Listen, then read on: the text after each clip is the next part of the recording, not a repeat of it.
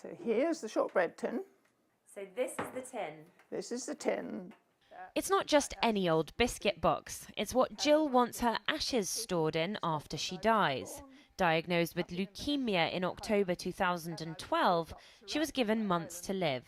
To make things easier for her children, she set about planning her funeral by sounding out local undertakers. He produced a brochure and said, well, this is what we offer.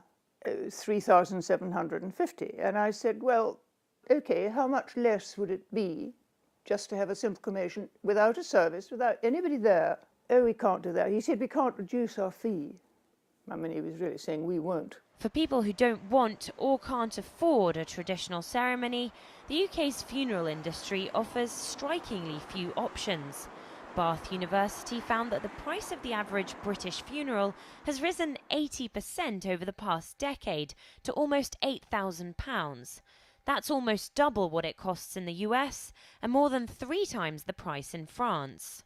The cost of dying is around £7,500 this year, and that includes the funeral, the discretionary costs such as a car and flowers and catering, and estate administration. And what we're seeing is that those figures are going up above inflation every year. 20% of people, 1 in 5, struggle to pay for it. The government provides a social fund funeral payment for low-income families that are unable to fund their loved one's final farewell. But that money is expected to be recouped from the deceased's estate.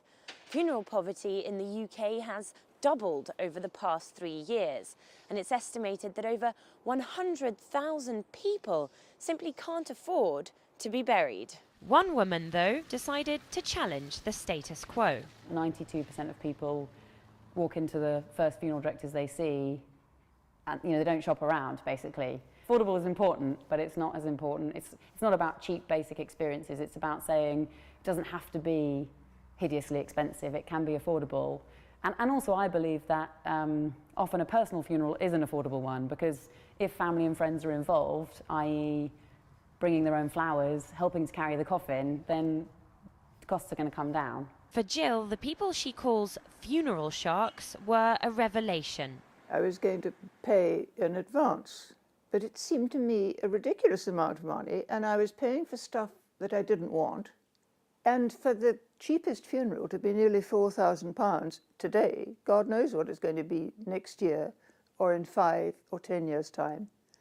I just think the whole industry needs a good shake-up. Jill finally found the funeral she wanted, and there was more good news. Her leukemia treatment worked. Doctors say she's now cancer-free. I sort of feel that maybe I was meant to be around that bit longer to be part of what you're doing now and to spread the word a bit and maybe make a little bit of difference. Jill says she hopes that Brits start talking with their families about what sort of funeral they'd like and how they'll pay for it before it's too late. Polly Boyko, RT, London.